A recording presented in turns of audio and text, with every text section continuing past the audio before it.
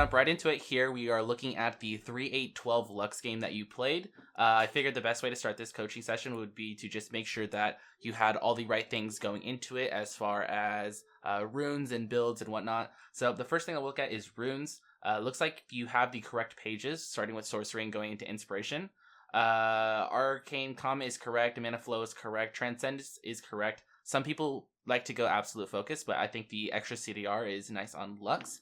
As for the final piece here, Gathering Storm is an option. I've seen some people go for this route, but I do believe that Scorch is going to be the better option just because League of Legends right now, and for a very long time now actually, has been so early to mid-game focused. So something like Gathering Storm is going to help you more and more as the game progresses, but you don't want to bank on late game. I believe that it is better to focus on getting ahead early. And another big reason for that is just because people tend to have really weak mentalities in League of Legends. If they fall behind, they give up very easily. So that's why I think Scorch is going to be better, because it's going to help you get leads in the early stages of the game. As for the inspiration tree, so the win rate here is a little bit different depending on the role that you're playing Lux in. So if you're playing mid lane Lux, it's going to show that Biscuits and Cosmic Insight is going to be the higher win rate. But you are playing the support role, and that's why actually, believe it or not, Magical Footwear and Cosmic Insight is correct. So everything here is correct for the most part, except for this one little switch. Uh-huh. You got all that? Yep. Okay. As for your skill order, I would recommend going E level 1, Q level 2, W level 3, and then E max, Q max, W max. Sometimes I even go 2 points in E level 3 and then a point in W level 4. It's kind of just a preference thing. If I don't feel as though the enemy team will have a chance to trade back with me, then I'll take a second point in E at level 3. But if I feel like we're going to be trading back and forth, then I'll use the shield, because then they will... I'll have that effectiveness of a shield to neglect some damage. So the only little change here is E level 1, Q level 2. Yeah, I think we got like invaded that match or something like that, and I Mhm. took it to get out of it. But yeah, I usually start E, and I feel you. I didn't think about taking E twice up until level 4, but that's something I should probably consider doing too. I do it about 20% of my games. So it's not Oh, something I okay. do super, super often. But a good example is, let's say you're up against a super, super passive lane. Something that instead of, when you go to trade with them, instead of them trading back, they just kind of take the poke and back off, right? Something like a Jinx lane. Like, Jinx isn't a champion that likes to trade in the lane phase. Jinx is a champion that likes to farm and try to get to late game, right? So in a situation Sure. like that, it would be more beneficial to have a second point in E at that point to do more damage, rather than having the shield, because you're not going to be using it at all. They won't be trading back with you. Does that make sense? Yep. Okay. So, in some of the most recent games, I took a different secondary tree. Mm-hmm. I think I went down. I can't remember what I went down. It's going to be further up at like the top wins. Oh, One of precision. those four up there. Yeah, I went precision, and so what I took was the one that gives you mana back and a little bit of cooldown, and then the yeah. I think that if anything, a different secondary page that you could take is Resolve. I Okay. can see why this would make sense, but if you are building properly, mana won't be as big of as an issue. And the other Okay. thing is Lux's ultimate is something that is already very, very low. Like, it's not Hmm. something that you need to basically focus on getting a lower cooldown on. For example, Okay. someone like a Mumu, he has one of the longest ultimate cooldowns in the game, and that's why sometimes you will see a Mumu players actually going precision secondary and taking presence of mind, because you do need everything in your power to lower that ultimate cooldown. Lux, on the other hand, is a champion that I find myself just randomly using her ult on, just because it already is on such a low cooldown. Like, if I'm about to Okay. recall, even as a support, I might just throw my ult out to see if I can chunk the enemy before I recall. Something like that, you know? So it's not That's something fair. that I would put too much of an emphasis on. And again, highest win rate is the page that I was mentioning earlier. So I would Okay. definitely stick with that. I understand Fair. why you would go for that route, though. One last thing that I want to mention about Lux is, I have preached for a very long time that Lux support is not a very good option. I've said it for a Same. very long time that it's a low elo pick. It doesn't work. But right now the meta is very, very weird.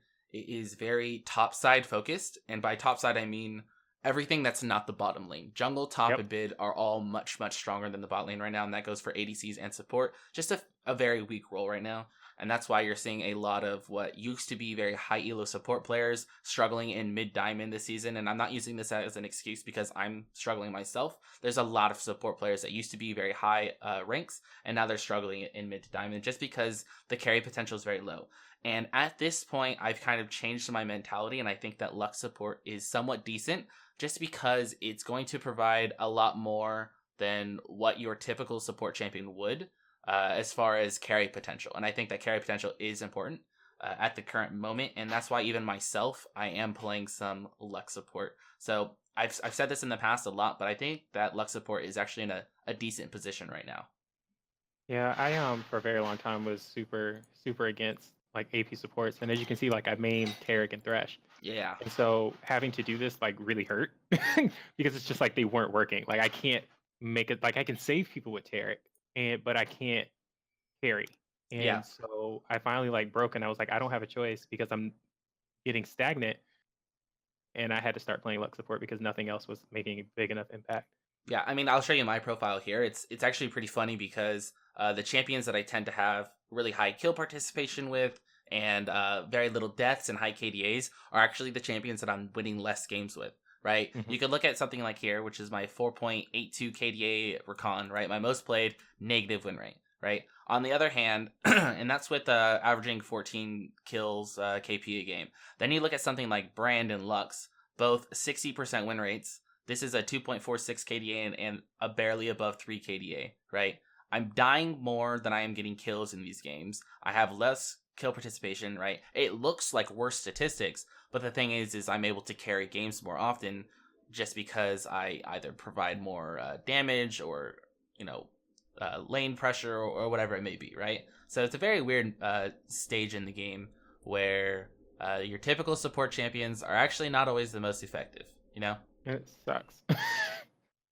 All right, so if you've watched any of my previous coaching sessions, then you know that there are 3 questions that I think are very important to ask yourself at the very start of every single game. Those questions are: how do I want to play the lane phase? What is my role on the team? And what is my team's win condition?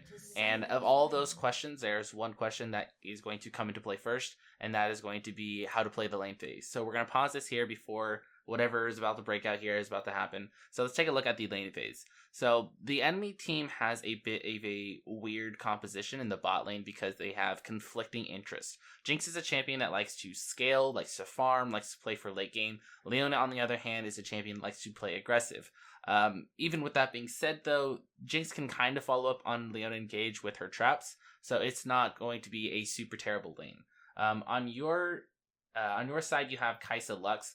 Lux is a pretty much a lane bully, but she's not a lane bully in the same sense that Leona is a lane bully. Leona is going to hard engage. Lux, on the other hand, is going to poke down the enemy. So your win condition in this lane, how you would ideally want to play it out, is keep your distance. Whenever your cooldowns are up and you have a good amount of mana, you do want to be casting those out. Just look to poke them down here and there, mainly with your E. You don't want to be poking with your Q so much unless you are looking for an extended trade or an all-in, just because very similar to Morgana's Q, okay? Let's use a little example here. If you use Morgana's Q and you miss during the lane phase, you are then very, very vulnerable, and the enemy has a large window to then engage on you. So when you're playing something like Morgana or Lux in this situation, you're going to be poking mainly with your E rather than your Q. If you use your Q and you miss, they can then hard engage on you. If you poke with your E, you can chunk them down a little bit, and with your Q still up, if they try to engage on you, you do have that peel. You have some kind of hard crowd control to then disengage or continue the trade to trade in your favor. Does that make sense? All right. Okay, so now let's check in what's about to happen here. Okay, so this is why you started Q in this situation. I do want to note that it is very good that you are being active in the early stages of the game. I think I mentioned this earlier when we were talking about runes and stuff, but the early stages of the game are often the most important just because people have very weak mentalities in this game. People give up easily. People will start to flame if they fall behind. People will open mid. They will forfeit. There's a lot of things that will happen if they fall behind early, right? So a very good way to get your team off on a good start, on a good page, is to be active during the first couple minutes before the minions spawn, before you have to do any kind of leashing or any kind of activity in lane. So something as simple as like what you do here, you just go and scout. That's very, very good. You don't always have to get your team to engage. I would say that or not engage, but invade rather. I would say that invading as this composition would be fine. Typically, I think Ari and Lux are good champions to invade with. But on the other hand, they have a Scion. So let's say you did go and invade this game 5v5, and their enemy team decides to stack up in a bush and Scion lands a 5-man queue. That's going to be devastating. You guys are going to lose that, which is why I don't think it's a good idea to invade in this situation. But again, some scouting is good as always. A few things that you did wrong here, though, is this ward here. Was this your ward that you placed? Okay, No. This is Hecarim on the other hand, so that's actually fine. I wouldn't recommend using a ward like this. I know a lot of junglers will typically ask their laners to, or do it themselves, and they do ward in the jungle in case they're afraid of an invade of some sort. But even if you were to do something like that, and I wouldn't recommend it because I think having your wards for potential ganks is more important than scouting out for invades. But if you are going to do that, you want to be doing that around the 1 minute 15 second mark.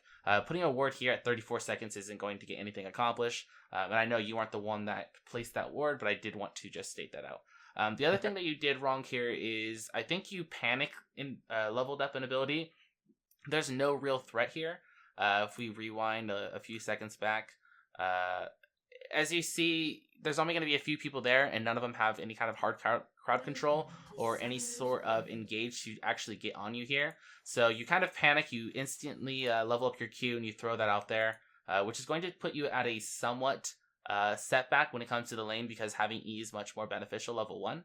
But I understand that sometimes it is better to be safe than sorry, which is probably why you did this here. So I'm not going to knock you too hard on that, but just keep in mind that when it comes to leveling up your first ability, sometimes it will change, will have to vary. But make sure you hold that off as long as possible. Even if you were going to, like, let's say, 5-man invade, you don't want to be leveling up that ability until you see an enemy. So, like, let's say you guys were all grouped up here as 5, you're going through the jungle, you're heading towards their red buff, and then you see Xin in this bush. At that point, you would want to level up that ability and use it. And hopefully you are using key bindings to level up that ability. You're not clicking. I know that most people are able to use key bindings to level up their abilities, and I would highly recommend that. So hopefully you would be able to level it up fast enough and be able to use it in time. So yeah, just make sure you are holding off as long as you can before leveling up your first ability.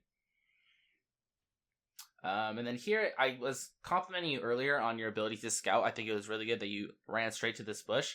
But let's change the Fog of War real quick.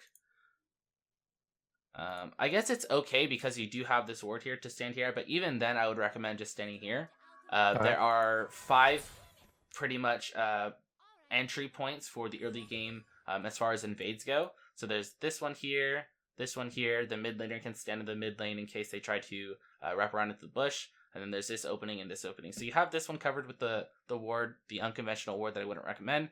And even though you do have that there and you were scouting earlier, I would still recommend you stand over here, because again, early game, very, very important. You want to do everything in your power to get that lead for your team, if possible. You're out of your element.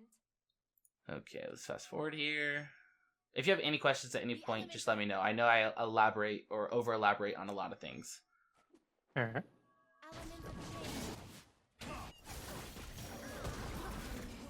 I do like the fact that you use your ability here to help the leash. I see a lot of people are way too conservative when it comes to that. They think that they need 100% of their mana and they need that ability up when they head into lane. But I wouldn't recommend saving your abilities. I like the fact that you use it there. Going this direction here is really okay. risky. it's okay in this situation just because you saw Sai on top. But there are some junglers that will solo their first camp of the game. They won't ask for a leash.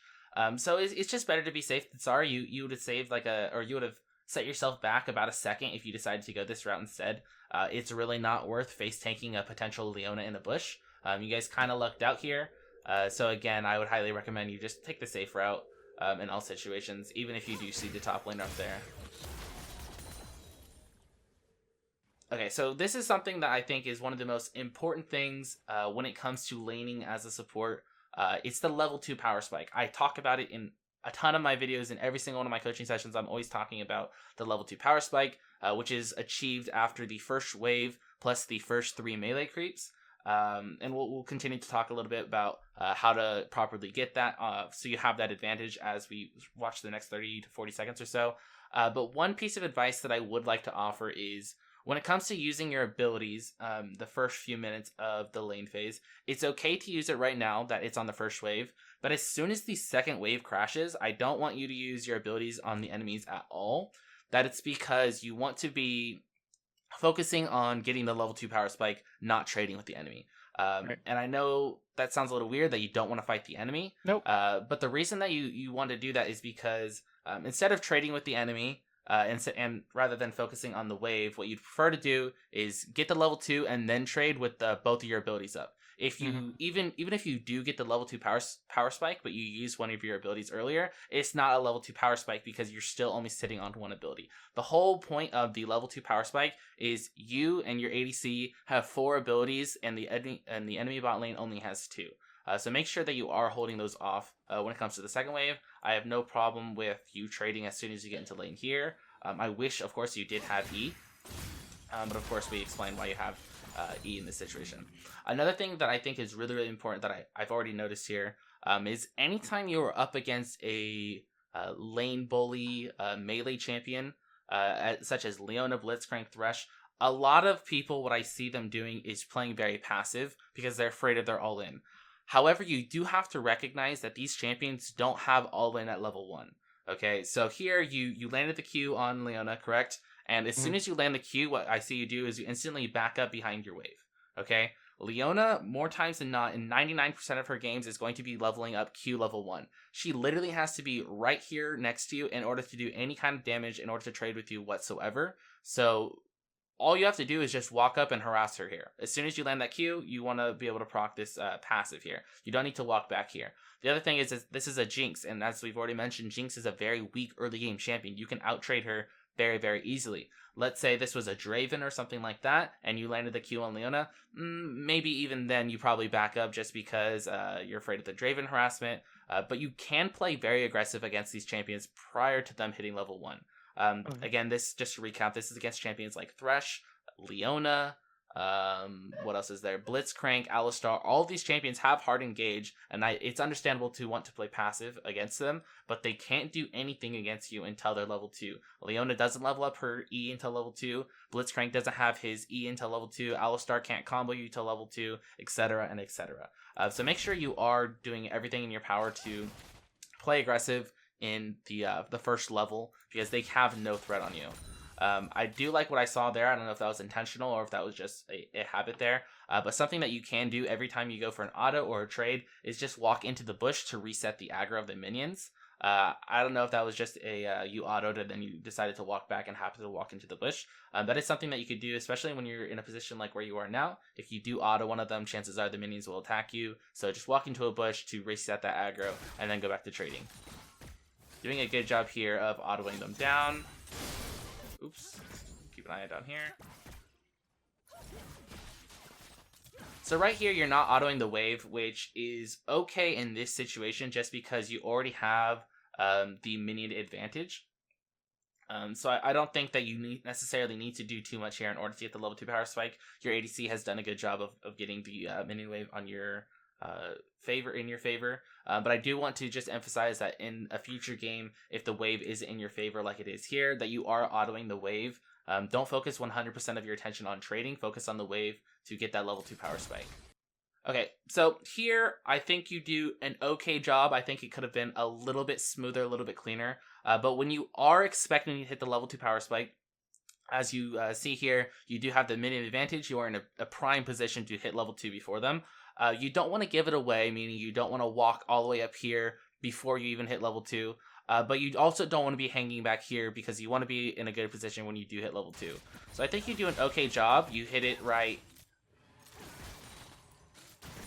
here. But notice you start walking up after you hit level 2. It's not your job to hit the last minion to hit level 2. So you don't need to be standing still when the last minion is being hit. Start preparing yourself a little bit. Start walking forward just slightly. Again, don't give it away to put yourself in a better position. You are able to land the snare here, which is very nice. But had you been walking up a little bit faster, you would have been in an even better position to land this. And then let's see what you do here. Okay, so you did everything perfect there, everything that I was looking for, which is making sure you are autoing in between your abilities. Of course, I'm pretty sure if you've played enough games on Lux that you already know how important that is and how much that can increase your damage output, but you'd be surprised just how many Lux players are forgetting to auto in between. The other thing that you did a good job here is leaving your E on the ground in order to apply that slow. Most people will activate their E right away, and if you press E while the animation is in midair, then it will detonate automatically. So it is, I just wanted to point out here that it was very smart of you to leave the E on the ground for that slow in order for your Kaisa to hopefully have time to come up and chase her down and allow you time as well. I think the Ignite there is a little overeager.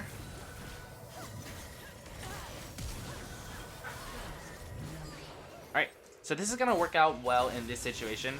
Mainly, I think this is just kind of a low elo scenario here. And that's why it works out. At this moment in time, you are all out of cooldowns, right? Your Kaisa wasn't in the best position to follow up. That's kind of on her behalf, not necessarily your fault. I think the Ignite here is okay, just because it may force her to use a heal. But for the most part, I think it would have been better to just take the winning trade, back up, and then get priority on the lane. But again, this is a somewhat low elo game, so it does work out in your favor. Just because Jinx is going to walk back up, get hit with the snare, Leona's going to try to fight you guys for some reason. So kind of sloppy here. I don't mean to say that as a way to take away from the fact that you did land all your abilities here, that you were able to pick up 2 kills. But just keep in mind that in a situation like this, you don't want to overreach, blowing summoner spells and whatnot in order to get that kill. I think just winning that initial trade should have been good enough. Jinx is going to have to pop all of her potions, and she's going to be really low health. You guys will get control of the wave. You guys will be able to zone them off. You'll get CS leads, and eventually, if you land another snare, then that'll lead to a kill.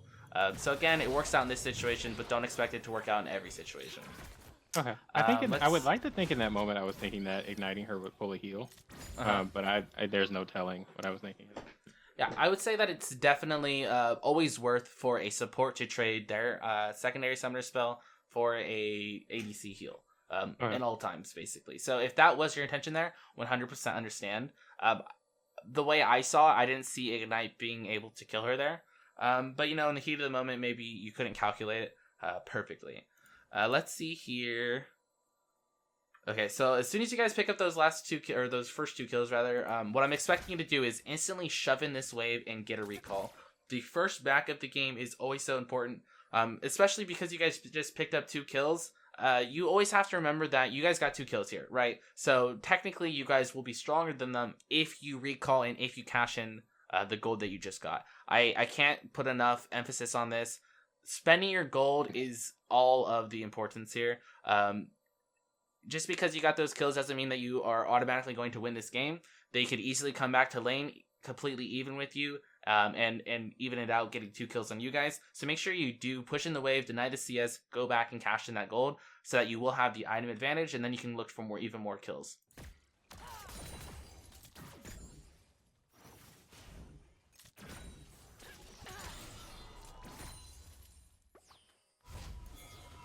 Okay, so now I wanted to get into another thing that I emphasized in basically every single one of my coaching videos, and that is roaming. I think that roaming is very, very important. As a support, I have a whole video dedicated to how to roam efficiently, the best times to roam and whatnot. But one thing that you can do in order to put yourself in a better situation to roam is getting a good recall. So right here, I'll rewind right here.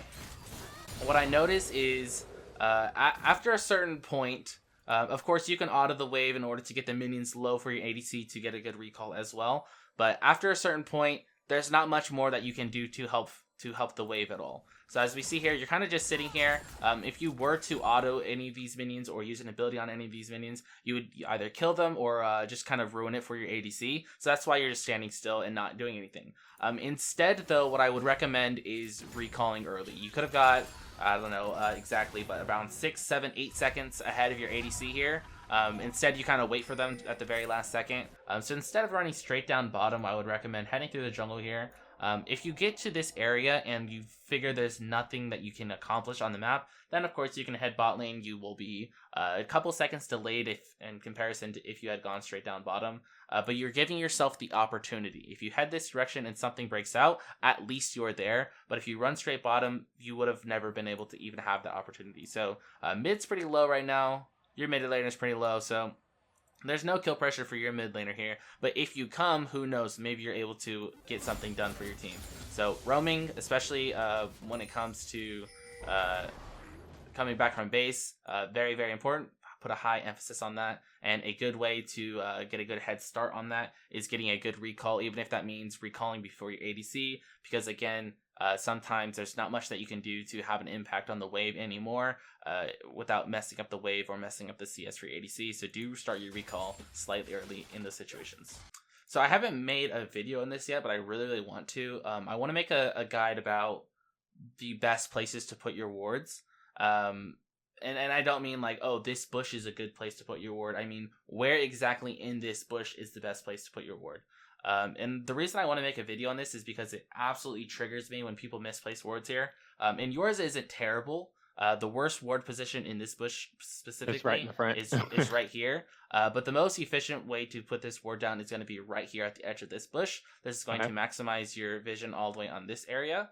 One tip that I can offer for that is making sure that you don't have the quick cast for whatever number it is that you have your trinket on or your wards on. For example, I always have my trinket on 4, the default, and my sight stone I always put at my number 3. So for those, I have it on quick cast, and that allows me to see my cursor and before I put the ward down. And your cursor will light up green if it is in the bush. So I can put my cursor all the way here at the bush, and if my cursor is green, then I know that it's going to be placing my ward in the furthest corner of this bush, which again is going to give you the maximum amount of vision. So little tip that I would recommend doing for having the most efficient wards possible. Okay, so we just paused it here. So this trade, as we're going to go on to see in the replay, it looks like it goes even, right? The ADCs are both going to be relatively healthy, and both the supports are going to be taken down to just about 1 HP. Both of them are going to survive. So it looks like an even trade, right? Well, not necessarily. If we remind ourselves again, you guys picked up 2 kills in this lane. You guys got the first blood. You guys have the gold advantage. You have the item advantage. This is a lane that you should win. And anytime you are in a situation where you are supposed to win a lane, even going even at that point is technically losing the lane. All right. So at this point, if you guys don't continue to pressure your lead and snowball your lead, you're technically throwing. So here, even if you guys do go even, nobody dies, and both you guys get taken down to low HP, the fact that you guys didn't win this means that you're throwing. So the problem that I have here is that this wave, at this current moment in time, it's going to be pushing towards you guys. I think there's another wave coming. I could be wrong. But this wave is relatively stacked. You guys should be able to freeze this, especially with your build being ahead of them, your gold being ahead of them. You guys should have the presence to zone them off and continue your lead just through farming. Instead, you make the mistake of defending this ward. At the end of the day, you just have to realize that control wards are only 75 gold. Okay? If you put a control ward down and the enemy takes it, it's not the end of the world. You lost a little bit of vision and 75 gold. So what you are going to do here is make the mistake of throwing this entire wave, right, in order to control this ward, right? And then this is the combination that I was talking about earlier. Jinx isn't necessarily a lane bully, but when she uses her traps with Leona, it's kind of deadly, right? You barely survive here. Luckily, you survive here. Lucky for them, Leona's able to survive with the Guardian prog. But again, you guys going even in this trade is technically you throwing because you're supposed to be winning it, right? So again, the main thing that I can pull away from this play is don't overextend for control wards. So this isn't too big of a deal, but I do want to point it out here, just because I think that a lot of people suffer from this. But a lot of people, what they do, they try to have a bounce back ability. And what I mean by that is you throw an ability out, you miss it, and you're mad that you missed it, so you immediately want to bounce back and hit them with your next ability, right? So you're going to throw out your Q here, and the second you miss it, you're like, okay, I need to get back in this. You throw out your E, right? And you miss that one too. And the problem with this is now you've essentially wasted both of your abilities. Luckily, you're early on into the game, so they can't punish you for this. But let's say you just used both of your abilities for no reason, really. There's no engage purposes here. The only thing that you could have potentially got there is a little bit of a chunk. Maybe you could have procced your Spell Thieves, that's about it. But by wasting both of your abilities at this HP, Leona, maybe if she was fuller health or healthier, she could have dove you. If their jungler was nearby, maybe they could have dove you, right? So don't throw out your abilities for no reason. And especially if you do try to just chunk them down with one ability and you miss it, don't tilt and try to get a bounce back ability, you know? Don't just throw another one thinking, okay, well, I missed the first one, but then maybe I can hit the second one kind of thing, you know? Got it. Another thing that I'm noticing is you are leading with your Q more times than not. I think leading with your Q is good for all-ins. It's good for finding picks. But in this lane, you are a poke support. Your goal is to poke them down, right? So make sure you're using your E more than you're using your Q. In this situation, I don't mind you running straight bot just because of where the wave is. For example, if you go elsewhere, if you go mid or roam, wherever it may be, and your ADC comes back to lane, she's going to be stuck around this area, right? And that's a long way back to her tower. If she gets engaged on by Leona, hit by the Jinx traps as well, she's probably not making it out of there, right? So in this situation, I don't really mind you coming back to lane right away in order to protect her and make sure that she's able to get this wave. Okay, it doesn't look like there are many kills for a few minutes, so I wanted to take this time to answer the other two questions that I mentioned at the very, very start of the game. As I mentioned, there's 3 questions that you always want to ask yourself. How do you want to play lane phase? What is your role on the team? And what is your team's win condition? Your role on the team, typically as luck support, is basically play as a backline mage. You want to be playing super, super safe, hanging out in the back, just stunning frontline targets, throwing out your E for slow and damage, trying to hit your R on as many targets as possible. In contrast to your typical supports where you are either engage focused or super peel focused, even if you do try to peel, you won't be super, super effective. You can snare frontline targets. You can use your W for a shield. That's about it. Mostly you do want to be just focusing on putting out as much damage as possible. Even in the support role, that is going to be your role. So that's how you fit into this team. As far as your team comp goes, it looks here that the top lane matchup is very heavily favored in Jace's favor when it comes to the one-on-one. So probably some split push action there. Ahri isn't a champion that wants to split push, so you're not going to be doing a 1-3-1. This is most likely a 1-4 comp. So towards the mid to late game, I would expect to see Jace split pushing with the other 4 of you guys grouping. Maybe look for Ahri picks with the charm and your pick with the Q. Because Hecarim can engage, but it's not the best. So that is going to be your win condition and your role on the team. This here looks like a classic case of tunneling. You guys had vision on Xin, and you guys reacted very slow. Fortunately, you guys were far enough ahead in this lane to the point that it didn't backfire on you right away. You were able to get the trade kill. But at the end of the day, it looks like they're going to be able to clean you up. And that is going to be very much not worth for a couple reasons. One, it's obviously 2 for 1, which for obvious reasons, if you know math at all, that's going to be in their favor. But on top of that, that's a lot of shutdown gold for them, right? So you have to be cautious of that because shutdown gold will make a very big difference.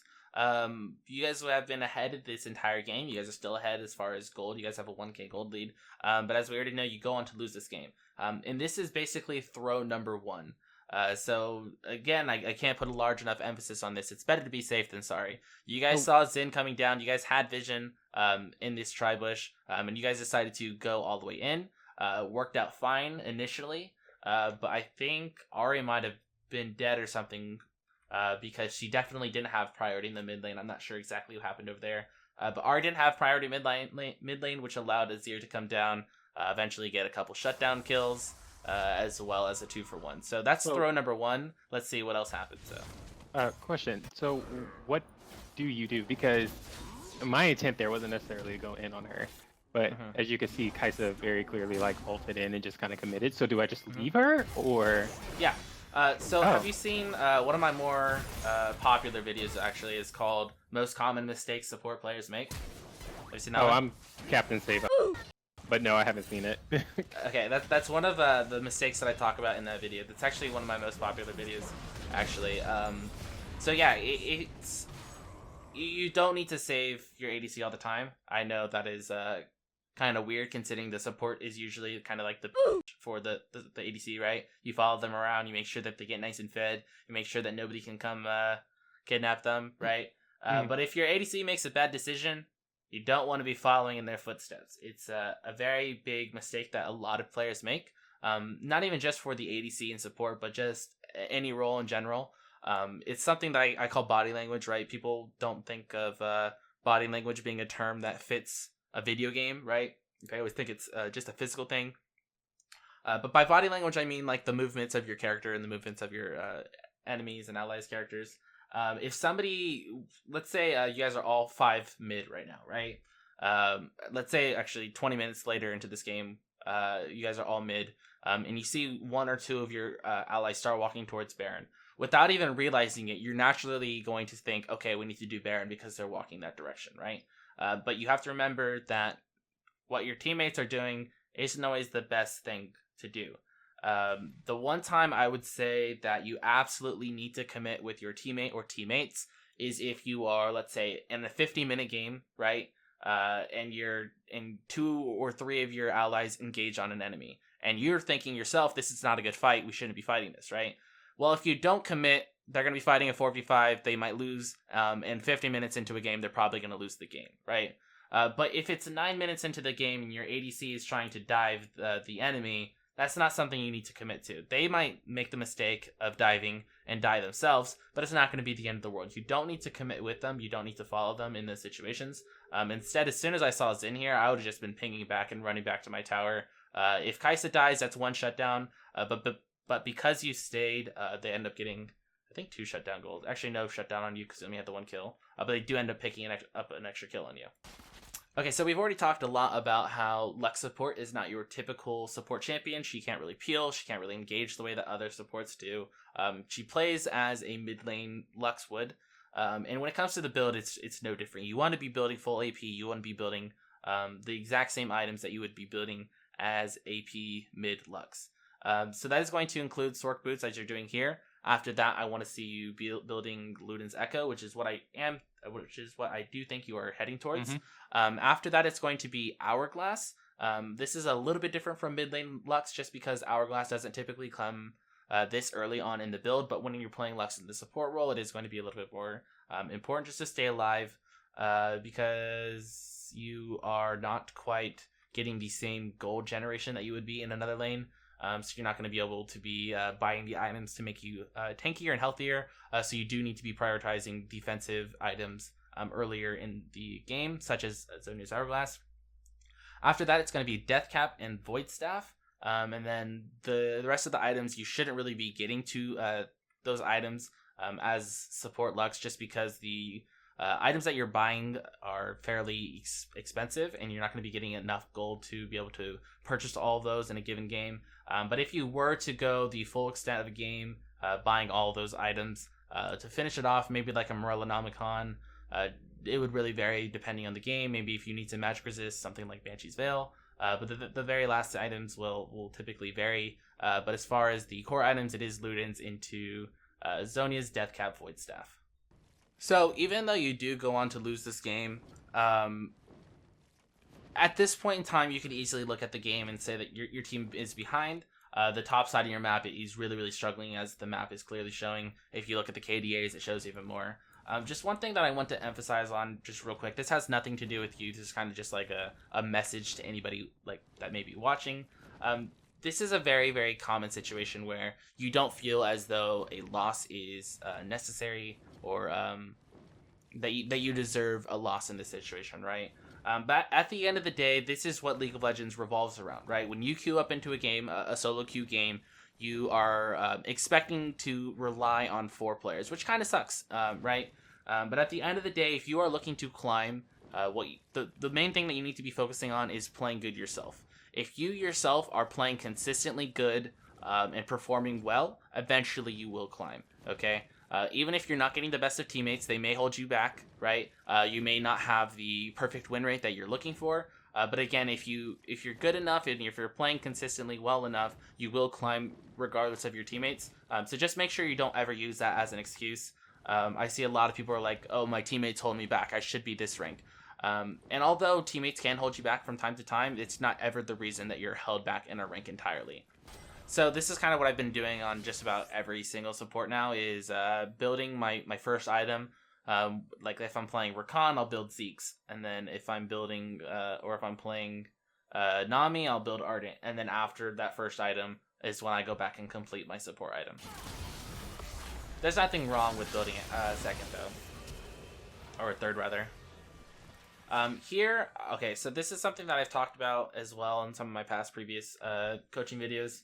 But what is the term that I had? I had a term for this. It was, the safety zone, okay? So the safety zone is something that changes progressively throughout the stage of the game. So if you were to draw a line down the map at the very start of the game, it would be right here down the river, right? And you can kind of say for the most part that at that stage of the game, this side here, if you're on the red side, is your safe zone. And if you're on the blue side, this here is kind of your safe zone, right? But again, as the game progresses, that safe zone changes, okay? So they've taken all of your outer turrets at this point in the game, right? So your safe zone now is probably limited to just this area of the map. If you go anything past this, you're probably going to run into some wards, you're going to run into some enemies, and you're going to run into some trouble, right? So the fact that you guys are all the way up here, if this spot right here, 5 minutes ago, was probably a safe zone. Back when you had your turret, this is probably a safe zone. No worries going here. But at this stage of the game, you can't really be going up here without expecting at least some kind of trouble. So just pay attention to that a little bit more. Definitely try to be a little bit safer as far as your whereabouts and where you're heading toward the mid to late game. And keep an eye out for that safety zone and how it changes. Okay, so the mistake you made here. This is a pretty common mistake that I see. So this mistake is something that I see most common with Morgana players. Okay, whenever I see a Morgana land a Q, their instinct is, okay, I landed the Q, so now I have to put down my W, right? If I don't put down my W, then the world's gonna end, right? But at the end of the day, the W is only going to do a few ticks of damage. It's not going to do all that much. Sure, it's guaranteed to land because they're stuck in place, but that doesn't mean you absolutely have to get that W down, right? It's like a Morgana tendency. It's just really, really bad, though, right? So what I see you do here is you're going to land your snare, walk back, and then you're going to come right back. And that little sidestep right there, that little stutter in order to throw your E at Leona and get that little bit of extra damage is going to cost you your life here. Because you just barely get hit by this Azir ultimate, right? Yeah, and again, he does flash. That was a little bit unpredictable. But this is not really worth it at the end of the day, right? You are dying. Your life is getting wasted for the sake of maybe a little bit of extra damage on the Leona. Okay, so again, this is something I see a lot of Morgana players, but it goes for any champion that has a follow-up ability for a stun or a snare. As we saw here, you landed the snare and you felt like you were obligated to get that E down, and it cost you your life. One pointer that I would like to say, though, is these fights so far, and this isn't necessarily your fault, it's kind of everybody on your team's fault. You guys aren't fighting for a good purpose at any point. You guys are fighting just to fight, right? So, for example, this last fight took place right here, right? What is your purpose for fighting here, right? If you were fighting here, that would make more sense, right? Because you're fighting for the sake of defending this turret, for keeping this turret alive. But fighting here does not accomplish anything. If anything, you are just giving them exactly what they want. They are ahead in this game. They are stronger than you. So you are giving them a fight in open ground, correct? So again, not necessarily your fault specifically. It's everybody on your team's fault for allowing them to be in this situation. And it's something that happens all the time in solo queue. But at the end of the day, you want to make sure that if you are fighting with the enemy, especially when you're behind, that you're fighting for a reason. You don't want to give them a fight. You don't want to give them an opportunity to extend their lead for no reason. If they want to extend their lead, make them work for it. If they want this tower, make them go through you in order to get this tower. Don't allow them to fight you in open ground and then take the tower afterwards. Does that make sense? Makes sense. This is kind of sketchy for me right here. Again, your safe zone is kind of just in your base. And I understand that you want to get vision on Baron. But I would recommend, if you are going for something like this, that you have your team with you. This looks very, very sketchy. Especially, you don't have vision on anybody except for Sion right now. You had vision on Azir a second ago. If you walk out of here untouched, Yeah, I'm pretty sure surprised. right here. Yeah. This is another really, really big mistake. As a support, you feel like it's your job to get down vision. You feel like it's your job to be able to seek out vision on major objectives like Baron and such. But again, you have to remember that safety zone. You have to remember that there's only certain times in the game that you're allowed to walk up here freely. And if you are going to walk up here, make sure you have somebody with you. As soon as I saw you head into this direction without vision on anybody except for Sion and a little bit of Azir, and try to take down this control ward, I knew it was going to be bad. You could look at it and say, oh, well, Sin flashed, and if Sin didn't have flash, I got out of here safely, right? But you always got to be ready for everything, right? So that would be the mistake they made here. Again, you played this early game pretty clean. You've had some pretty good moments in team fights, but at the same time, you as well as everybody else on your team has had your fair amount of throws. So this is definitely a team loss. You can't really pinpoint the blame on anybody. Everybody's had their fair amount of throws. So this is something that I pointed out a few times, and I didn't really think of it as a big issue until now, just because I've seen it so many times. But what it looks like is you are getting into a bad habit of trying to go for things that would be nice to have, but wouldn't benefit you enough for the cost for what it's costing you, correct? So, for example, we can go back to this example that was over here. You land the snare on Leona, right? And you go back to hit the E, right? If it pays off, you get a little bit of extra damage on Leona. If it doesn't pay off, you're giving your life, correct? At this stage in the game, you're going for the tower. If you get that tower, it's nice and everything, but if you don't get it and you die, then it's going to backfire a lot, right? So just all these little things are kind of adding up. You set your mind on a goal and you try to go for it, regardless of what the outcome may be. So just be a little bit more thoughtful of these kind of situations.